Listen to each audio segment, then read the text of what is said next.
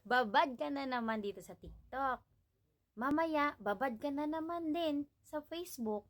Pero ang tanong dyan, kumikita ka na ba dito, mga lods?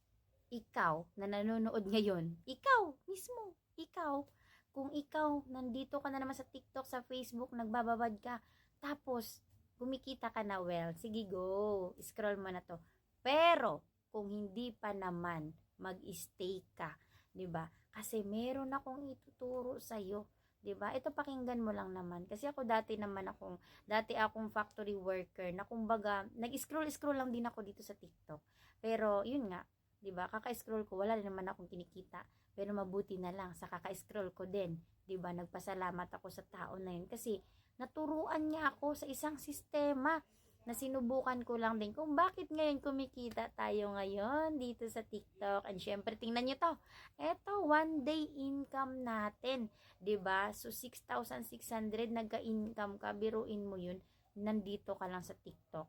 And huwag ka mag-alala kasi kahit 'di ba? Konti lang yung followers mo, pwedeng-pwede ka pa rin kumita dito. Basta subukan mo lang din talaga 'to. So pinakagagawin mo lang dito, para kumita ka dito sa TikTok. Una-una, syempre may TikTok application ka na.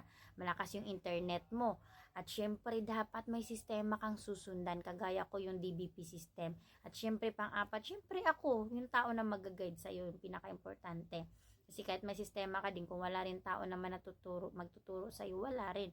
So, pinakagagawin mo lang mga lods, ito, i-like mo to, 'di ba? I-heart mo 'yan at syempre, 'di ba? I-comment mo kung ano yung trabaho mo ngayon and syempre i-copy link mo at yung nakopy link mo na yan dito, is punta ka dito sa may bio ko, and then i-send mo yan sa akin. I-click mo yung link, tapos i-paste mo yung nakopy mo, and then mapupunta ka sa messenger ko na kung saan doon kita tuturuan kung paano, kasi napakaiksi ng oras natin dito sa TikTok, kaya hindi natin siya pwedeng ano sa'yo, maisiwalat lahat, 'di ba? So mas maganda doon tayo sa Messenger kasi mas mahaba yung oras natin doon na mag-uusap tayo. Okay, so see you in my inbox. Bye!